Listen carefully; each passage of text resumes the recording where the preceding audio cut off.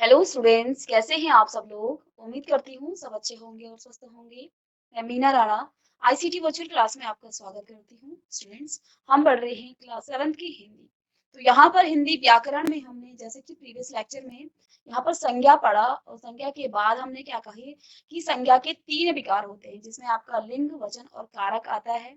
और आज की क्लास में हम लिंग को ही पढ़ेंगे। तो जैसा कि थोड़ा सा इंट्रोडक्शन मैंने आपको कल इसका थोड़ा सा बता दिया था कि लिंग क्या होता है। लिंग की यहाँ पर हमने परिभाषा देखी थी कि लिंग क्या होता है। तो देखिए, लिंग क्या होता है, शब्द के जिस रूप से किसी व्यक्ति, वस्तु, प्राणी के किसी वस्तु, व्यक्ति या प्राणी के स्त्री या पुरुष होने का बोध होता है। तो यहाँ पर अभी तक हम छोटी क्लासेस में क्या पढ़ते थे, बस स्त्रीलिंग प्राणियों के बारे में ही जानते थे, ठीक है ना। हमने वस्तुओं के बारे में नहीं पढ़ा था कि वस्तुएं भी स्त्रीलिंग और पुल्लिंग में होती है। यही हम यहाँ पर सीखने वाले हैं कि कुछ वस्तुएं भी हैं जिनको हम स्त्रीलिंग और पुल्लिंग का बोध करा करके उनको स्त्रीलिंग और पुल्लिंग की कैटेगरी में रखते हैं। तो यहाँ पर आप देखिए क्या है कि जिस शब्द से किसी व्यक्ति, वस्तु या प्राणी के स्त्री या पुरुष वाचक होने का बोध होता है, उसे ही आप क्या कहते हैं, लिंग कहते हैं। लिंग का अर्थ होता है चिन्ह। तो हिंदी में लिंग जो है दो है, जिसमें आपका पुल्लिंग है और स्त्रीलिंग है, ठीक है। ये सभी जानते हैं कि दो लिंग हैं, जिसमें पुल्लिंग और स्त्रीलिंग आता है। उपयुक्त शब्द देखिए यहाँ पर राम, लड़का, राजा, घोड़ा, हाथी, सिंह और सभी इनका जब नाम आप उच्चारित करेंगे तो आपको यहीं से पता चल जाएगा कि ये क्या है, ये आपके पुल्लिंग की कैटेगरी में आते हैं। आगे यहाँ पर देखिए सीता, लड़की, रानी, घोड़ी, हथनी, सिंहनी, बकरी, ये सभी आपके स्त्रीलिंग का बोध कराते हैं, इसलिए इनको क्या कहा जाता है, इनको स्त्रीलिंग कहा जाता है। अब इसके अलावा यहाँ पर निर्जीव और अचेतन पदार्थ, निर्जीव यानी कि जो सांस नहीं लेते हैं, निर्जीव या अचेतन पदार्थ भी जो है पुल्लिंग या स्त्रीलिंग में भी होते हैं। तो इनको हमने अभी तक नहीं पढ़ा था कि कुछ निर्जीव वस्तुएं भी हैं जिनका हम बोध जो है पुल्लिंग और स्त्रीलिंग के रूप में करते हैं। तो देखिए, पत्थर, पहाड़, घर आदि सभी पुल्लिंग है। तो इनको जब आप वाक्य प्रयोग करेंगे, इनका वाक्यों में इनका प्रयोग करेंगे, तो वहां पर भी आपको पता चल जाएगा कि ये आपका पुल्लिंग है या स्त्रीलिंग है, ठीक है। इसके अलावा देखिए सड़क, रस्सी, लड़की, लकड़ी, सॉरी, ये सभी जो है आपके स्त्रीलिंग है, ठीक है। लिंग की पहचान तथा परिवर्तन के कुछ सामान्य यहाँ पर नियम है, जिसमें देखिए आप किसी प्राणी के नाम का जब आप क्या करते हैं, उच्चारण करते हैं, उसका बोध करते हैं, तो उनके उच्चारण से ही आपको पता चल जाता है कि ये स्त्रीलिंग है या पुल्लिंग है। लेकिन जब किसी निर्जीव वस्तु की आप बात करते हैं तो वहां पर आपको पता नहीं चल पाता है। तो इसके लिए कुछ नियम हैं और इन नियमों पर कुछ अपवाद भी यहाँ पर बनाए गए हैं। अपवाद का मतलब क्या होता है कि उन नियमों को वो फॉलो नहीं करते हैं, तो वो उसके अपवाद हो गए। अब यहाँ पर क्या कहा गया है, पहला जो नियम है, पहला नियम क्या कह रहा है, तो पहला नियम आपका ये है, इसको आप इस तरह से नियम एक भी लिख सकते हैं, ठीक है ना। तो जिन शब्दों के अंत में आ, पा या पन रहता है वे प्राय, प्राय हमेशा नहीं, प्राय वो पुल्लिंग होते हैं, ठीक है। जहाँ प्राय शब्द आया है वो हमेशा पुल्लिंग नहीं होंगे, स्त्रीलिंग नहीं होंगे या पुल्लिंग नहीं होंगे। प्राय की बात की गई है, वे प्राय पुल्लिंग होते हैं। कौन कौन से, यदि आ जाए या पा आ जाए या फिर पन आ जाए तो वे प्राय पुल्लिंग होते हैं। जैसे यहाँ पर खाना पुल्लिंग हो गया, दाना पुल्लिंग हो गया, बुढ़ापा ये पुल्लिंग हो गया, मोटापन, बचपन, ये सभी पुल्लिंग के ही अंदर आते हैं, ठीक है। अब देखिए ये शब्द जो है आपके क्या है, अचेतन है, इनमें कोई चेतना नहीं है, ये कोई सजीव शब्द नहीं है, ये आपके निर्जीव शब्द हैं। और इन्हीं शब्दों का पता करने के लिए हमें यहाँ पर कुछ नियम दिए हैं, दो नियम है इसमें। पहला नियम क्या है, यदि अंत में, शब्दों के अंत में आ जाए या पा आ जाए या पन आ जाए तो वे प्राय पुल्लिंग होते हैं, हमेशा नहीं, प्राय। अब इस नियम के भी कुछ अपवाद हैं। कौन कौन से अपवाद हैं, जैसे जटा, जरा, माला आदि और भी शब्द हैं। आप और शब्दों को आप कैसे पता करेंगे, तो आपको वाक्यों में दिया होगा, वाक्यों से आपको पता चल जाएगा, ठीक है ना। वाक्य में प्रयोग करेंगे तो वहां पर स्त्रीलिंग और पुल्लिंग का आपको बोध हो जाएगा, ठीक है। ऐसे ही दूसरा नियम क्या है, जिन शब्दों के अंत में ई, बड़े ई, या वट हट होता है वे प्राय स्त्रीलिंग होते हैं। तो कुछ निर्जीव शब्द ऐसे होते हैं या अचेतन शब्द ऐसे होते हैं जिनके अंत में बड़ी ई आ जाती है, बड़ी ई की मात्रा आ जाती है। बड़ी ई जब आपका व्यंजनों के साथ लगता है वो मात्रा के रूप में आता है। जैसे यहाँ पर पहला जो उदाहरण है वो लड़की लिखा हुआ है। अब लड़की में कहीं बड़ी ई तो आया नहीं, लेकिन मात्रा, क्योंकि हमने पढ़ा है व्यंजनों के साथ जब ये क्या जुड़ जाते हैं, स्वर जुड़ते हैं, तो स्वरों को आप एज इट इज नहीं लिखते हैं, स्वरों की मात्राएं जुड़ती हैं और मात्राएं भी हमने पढ़ी है वर्णमाला में, ठीक है ना, वर्ण विचार में। तो यहाँ पर ई का मतलब क्या है, बड़ी ई की मात्रा से है। ई को आप व्यंजन के साथ मात्रा के रूप में लिखते हैं। इनके कुछ चिन्ह हैं, उन चिन्हों को आप मात्रा कहते हैं, ठीक है। अब इसके अलावा देखिए लकड़ी, तो इसमें भी आपका डी यानी कि बड़ी ई की मात्रा लगी है, तो ये चिन्ह के रूप में किसके साथ, व्यंजक के साथ जुड़ा हुआ है, व्यंजन के साथ जुड़ा हुआ है। नदी बड़ी ई की मात्रा, कुटिया या कहा था ना इया, टी टॉ में छोटी ई की मात्रा, यहाँ पर छोटी ई की मात्रा होगी और या आएगा इया। ऐसे ही मिलावट, तो यहाँ पर वट भी आया है, थकावट वट आया है और घबराहट, ये शब्द जो है हमेशा प्रायो, हमेशा नहीं कह सकते हैं, इनको भी प्रायो कहेंगे, ये प्रायो स्त्रीलिंग होते हैं। अपवाद इसके क्या क्या हो गए, जैसे मोती हो गया, इसके बड़ी लास्ट में जो अंत में जो मात्रा आई है वो बड़ी ई की मात्रा आई है, तो यहाँ पर मोती बड़ी ई की मात्रा आई, लेकिन ये जो है आपका पुल्लिंग में है, स्त्रीलिंग में नहीं है, क्योंकि यहाँ पर हमने क्या कहा, प्रायो है, हमेशा नहीं, क्योंकि इनके कुछ अपवाद भी है, ठीक है। पानी, दही, घी आदि जो है पुल्लिंग होते हैं, जबकि हमने क्या कहा, नियम क्या कह रहा है कि प्राय बड़ी ई की मात्रा, ठीक है, इया वट हट अगर आता है अंत में तो वो हमेशा वो प्राय स्त्रीलिंग में होते हैं, ठीक है ना। अब इनको आप नोट डाउन कर लेंगे और इसके बाद पुल्लिंग से स्त्रीलिंग बनाने के यहाँ पर हम कुछ नियम पढ़ने वाले हैं, तो इन दो नियमों को आप जल्दी से यहाँ पर नोट डाउन कर लीजिए, ठीक है, दो नियम।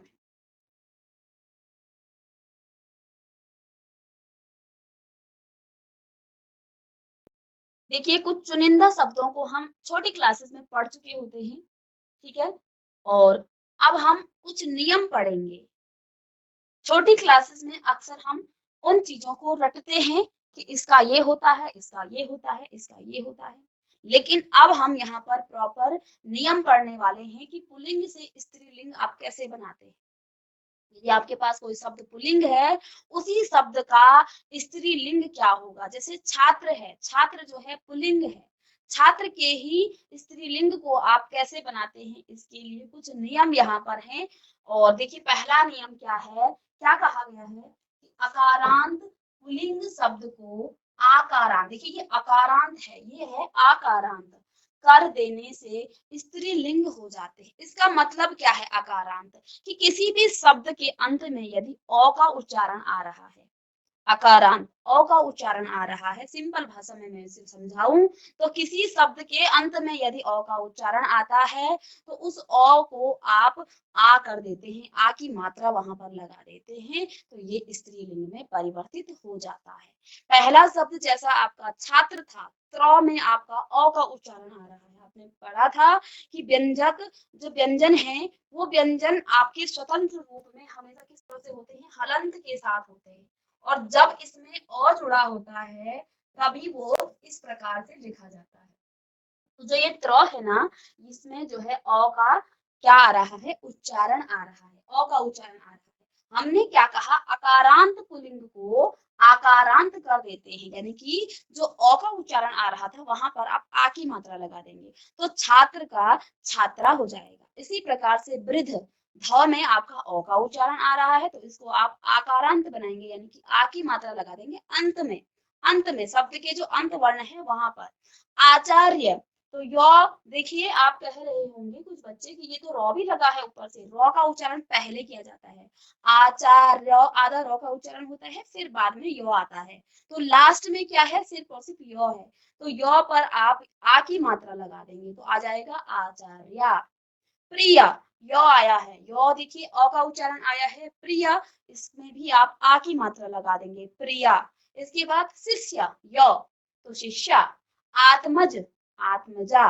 ऐसे ही कुछ और हैं, अनुज, अनुजा। श्याम, श्यामा। इन सभी शब्दों को आप लिख लेंगे कि यदि अकारांत पुल्लिंग शब्दों को आप क्या कर देते हैं, आकारांत कर देने से वो स्त्रीलिंग में हो जाते हैं। ठीक है ना। तो जो भी हमने यहाँ पर आ की मात्रा लगाया ये पहले पुल्लिंग में था, जैसे ही आपने यहाँ पर आ की मात्रा लगाई, सिर्फ अंतिम जो वर्ण था उस पर आपने आ की मात्रा लगा दी, तो ये आपका स्त्रीलिंग में परिवर्तित हो जाएगा। ज्यादा कुछ हमने यहाँ पर किया नहीं, ठीक है, लेकिन ये फिर भी आपका स्त्रीलिंग में यहाँ पर परिवर्तित हो गया है। इसके बाद दूसरा नियम क्या कह रहा है, साथ साथ लिखते भी जाएंगे कि अकारांत एवं आकारांत शब्दों को इकारांत कर देना। इसका मतलब क्या है कि यदि किसी शब्द के अंत में अ का उच्चारण आए, आ का उच्चारण आए, आ का भी यहाँ पर हो सकता है, कुछ शब्द ऐसे हैं जिनके अंतिम वर्ण जो है अ का उच्चारण हो या आ का उच्चारण हो, तो उन शब्दों में आप बड़ी ई की मात्रा लगा देंगे। अंतिम वर्ण की यहाँ पर बात हो रही है, जैसे यहाँ पर लड़का लिखा हुआ है, तो लड़का में अंतिम में आ की मात्रा, ये कि आपका आकारांत शब्द है। अब इसको भी आप स्त्रीलिंग बनाते समय इकारांत लगा देते, बड़ी ई की मात्रा, ई का मतलब, बड़ी ई का मतलब क्या हो गया है, इकारांत का मतलब आप इस पर क्या लगाएंगे, बड़ी ई की मात्रा। बड़ी ई की मात्रा इस तरह से होती है, ठीक है ना। आपको यहाँ पर बड़ी ई नहीं लगाना है, बड़ी ई की मात्रा लगाना है। बार बार आपको बताया गया है कि आप जब जो है वर्ण के साथ स्वरों को व्यंजन के साथ जोड़ते समय स्वरों की मात्राएं लगती हैं, यह सभी जानते हैं। अब यहाँ पर देखिए लड़का, तो हमने क्या करना है, क्योंकि आकारांत शब्द था तो हमने इसको लड़की कर दिया, क्योंकि ई की मात्रा लगानी है, आपको बड़ी ई की मात्रा। ऐसे ही दादा, आकारांत तो दादी, ब्राह्मण ब्राह्मणी, साला साली, बेटा बेटी, मोटा मोटी, घोड़ा घोड़ी, मुर्गा मुर्गी, पुत्र पुत्र, यहाँ पर अकारांत आया, ओ आया, चाचा चाची। अब देखिए यहाँ पर कुछ शब्द इस प्रकार से भी हैं, ध्यान देंगे कि कौन कौन शब्द हैं, इसको आप पढ़ लेंगे तो आपको आ जाएगा। देखिए इसके अलावा नर नारी, काला काली, भतीजा भतीजी, मामा मामी, गूंगा गूंगी, बकरा बकरी, ऐसे ही टोप टोपी, नाना नानी। तो ये आपका दूसरा नियम है, जल्दी से इसको नोट डाउन कर लेंगे। अब इसके बाद आपका तीसरा नियम क्या कह रहा है कि अकारांत पुल्लिंग शब्दों में नी जोड़ने से वे स्त्रीलिंग हो जाते हैं। इस प्रकार के कुछ ऐसे आपके शब्द हैं अकारांत पुल्लिंग शब्दों में नी जोड़ने पर, सिर्फ और सिर्फ नी जोड़ना है आपको, और इन सभी शब्दों को आप स्त्रीलिंग में परिवर्तित कर देते हैं। अब ध्यान ये देना है कि वो कौन कौन से शब्द हैं। जैसे यहाँ पर मोर लिखा है पहला शब्द, तो मोर में आपने सिर्फ और सिर्फ नी जोड़ा, उसमें आपने नी जोड़ा, तो नी जोड़ने पर वो आपका स्त्रीलिंग में परिवर्तित हो गया, मोर का मोरनी। ऐसे ऊंट, ऊंट का ऊंटनी, भील भीलनी, राजपूत राजपूतनी, नी ही जोड़ा है, शेर शेरनी, नट नटनी, ऐसे ही जाट जाटनी, सिंह सिंहनी। तो यहाँ पर ये शब्द आपके किसमें परिवर्तित हो गए, ये सभी शब्द आपके स्त्रीलिंग में परिवर्तित हो गए। जल्दी से नोट डाउन कर लीजिए इसे भी।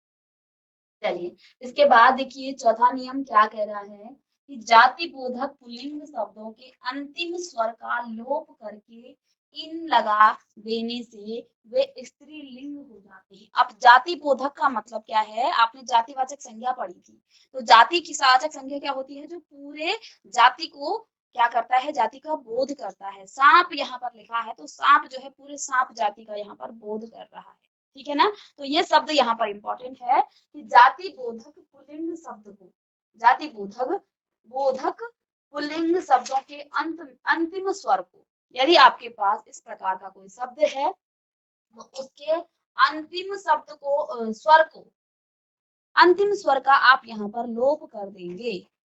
आई बात समझ में?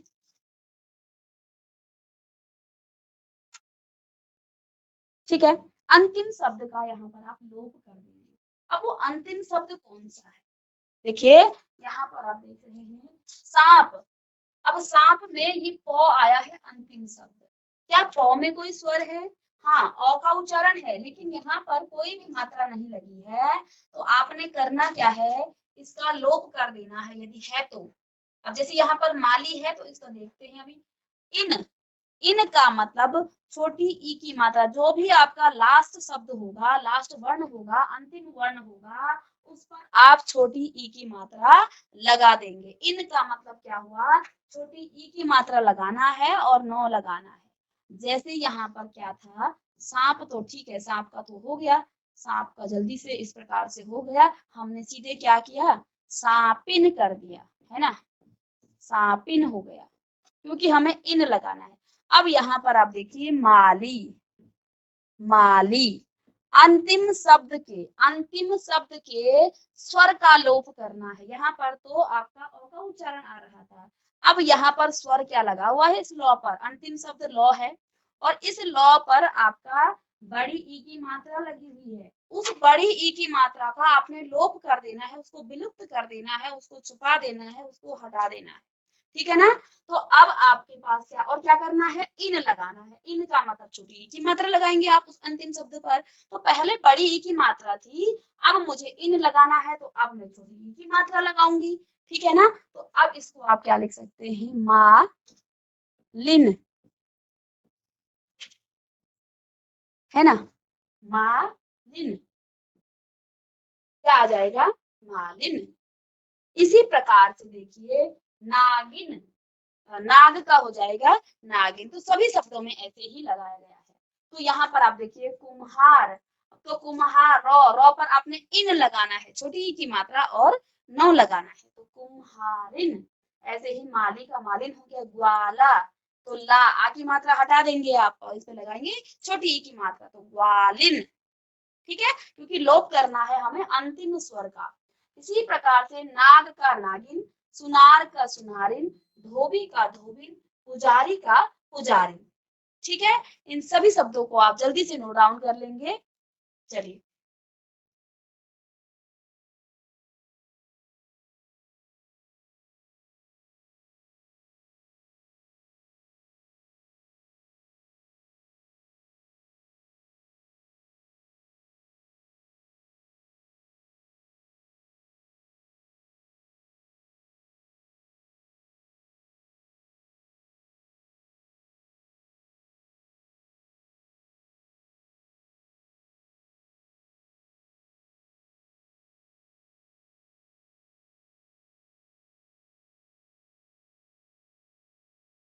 तो ये था आपका चौथा नियम। अब आगे देखिए और कुछ नियम यहाँ पर हैं।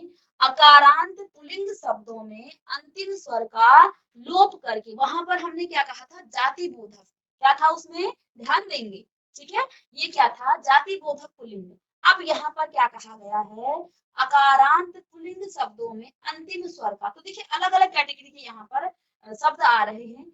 अगर यहाँ पर अंतिम शब्द में आप क्या कर देते हैं, पहले तो आप अंतिम स्वर का लोप करेंगे, यानी कि उसको हटा देंगे और उसमें आनी लगा देंगे। जैसे यहाँ पर जेठ है, तो इन शब्दों को आप एक सीक्वेंस में जब पढ़ेंगे तो नियम भी आपको समझ में आएंगे।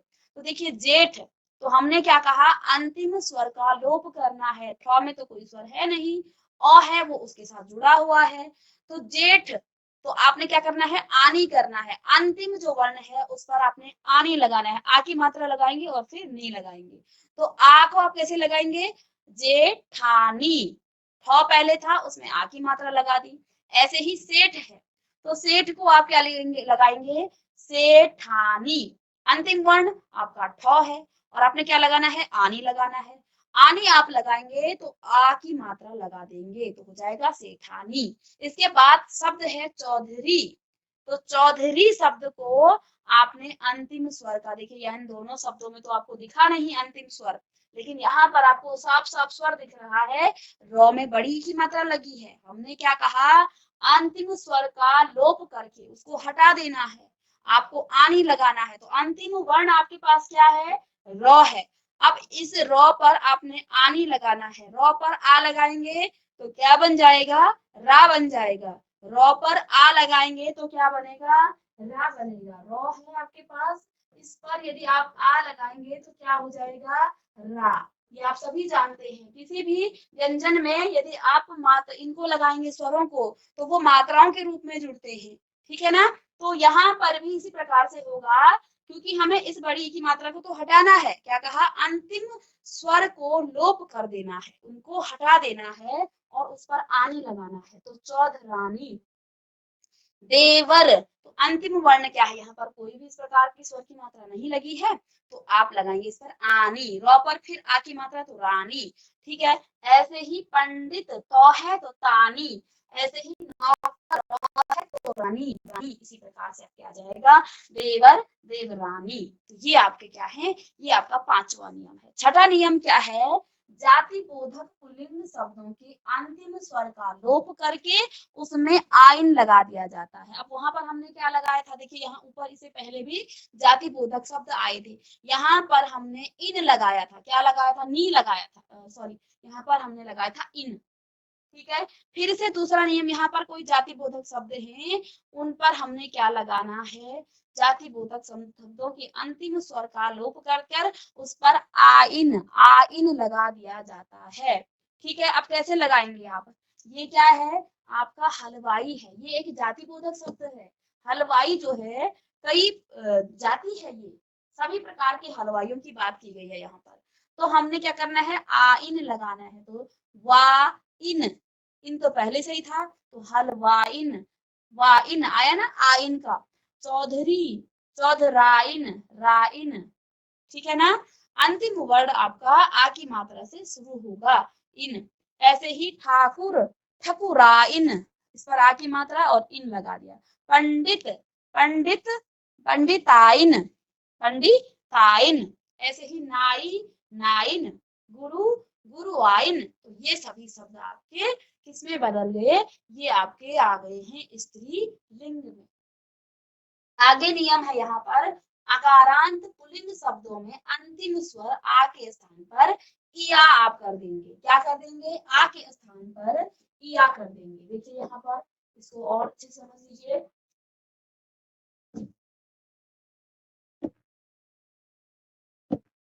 चलिए, तो अंतिम स्वर जो है आपका आ है, इस पर आप इया कर देने से वे स्त्रीलिंग हो जाते हैं। जैसे यहाँ पे बूढ़ा है, तो आकारांत पुल्लिंग है बुढ़िया, इया, इया का मतलब छोटी ई की मात्रा और या लगाना है, बुढ़िया।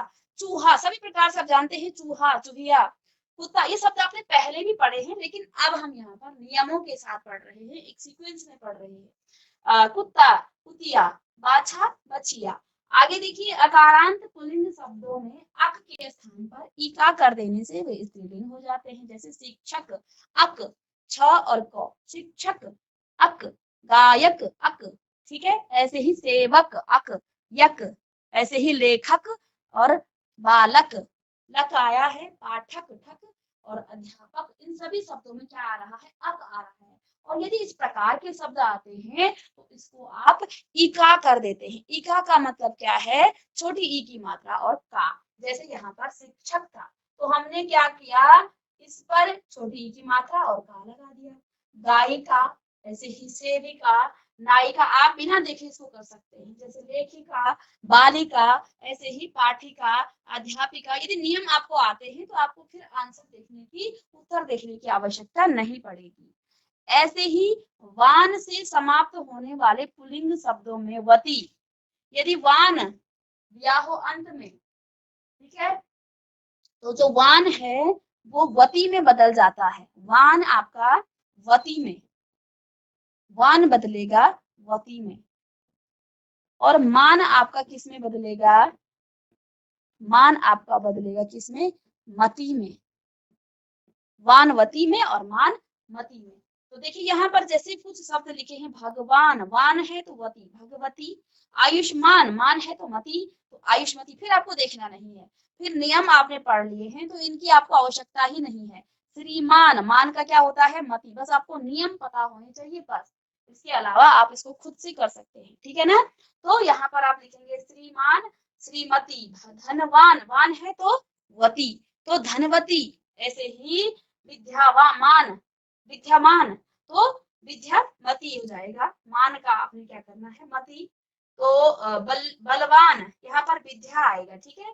बलवान का हो जाएगा बलवती।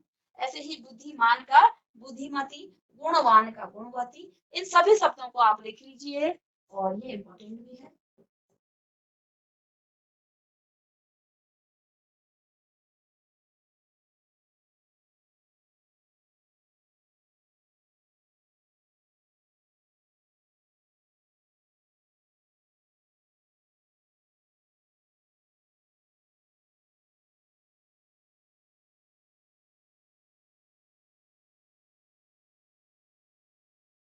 ठीक है, अब यहाँ पर देखिए नेक्स्ट है 10वां नियम क्या है कि कुछ शब्द स्वतंत्र रूप से स्त्रीलिंग व पुल्लिंग के जोड़े होते हैं, जैसे कि बाप, माँ। तो इसमें ऐसे कोई नियम नहीं, ठीक है, कि इनमें हम कुछ जोड़ दें और इससे जो है स्त्रीलिंग पुल्लिंग बन जाए, ठीक है ना। तो इनके अलग ही आप देख पा रहे हैं, बाप, माँ या माता पिता, ठीक है, भाई बहन, पति पत्नी, बाबा दादा,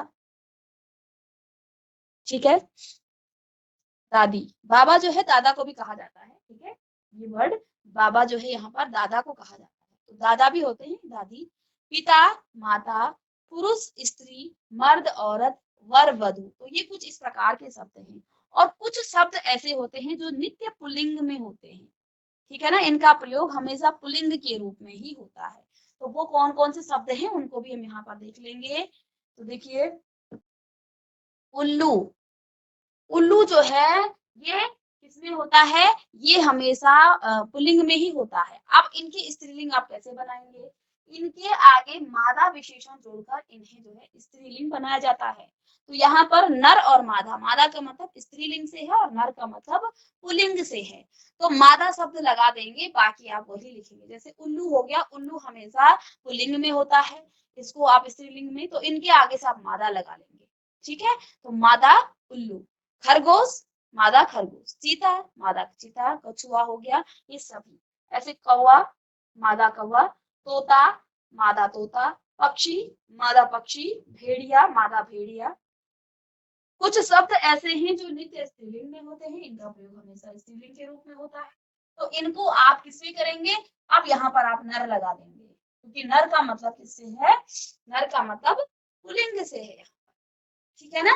तो देखिए मछली, मछली आपका क्या है, स्त्रीलिंग है, तो इसमें आप नर मछली कहेंगे। मकड़ी आपका स्त्रीलिंग में है, इसको आप नर, जब आपको मादे उसकी बात करनी पड़ेगी, पुल्लिंग और स्त्रीलिंग की बात करें तो मकड़ी नर मकड़ी, चींटी नर चींटी, चिड़िया नर चिड़िया। ऐसे ही चील नर चील, मक्खी नर मक्खी, तितली नर तितली। ऐसे ही कोयल नर कोयल। तो ये जो है सभी किसमें है, ये सभी आपके किसमें आ जाएंगे, ये आपके नित्य स्त्रीलिंग में होते हैं। और इनको आप क्या करेंगे, नर और मादा लगाकर इनका लिंग आप परिवर्तित करेंगे, ठीक है।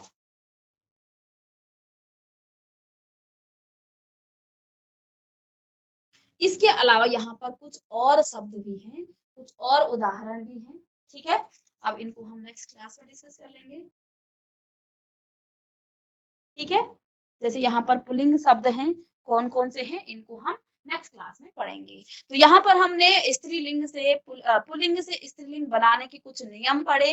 कुछ यहाँ पर नित्य स्त्रीलिंग और नित्य पुल्लिंग होते हैं, जिनमें आप नर और मादा लगाकर उनके पुल्लिंग या स्त्रीलिंग को परिवर्तित कर सकते हैं। इन शब्दों को आप सभी शब्दों को याद करेंगे और सभी नियमों को आप पढ़कर आएंगे। इससे आपका जो रूटीन है पढ़ने का वो भी इजी आपको पड़ेगा। हर शब्द को आपको अलग अलग नहीं पढ़ना पड़ेगा, आप उनके नियम को पढ़ेंगे और उससे उनके स्त्रीलिंग को आप बना लेंगे। उम्मीद करती हूँ सभी को समझ में आया होगा। मिलते हैं नेक्स्ट लेक्चर में, तब तक के लिए thank you and have a nice day.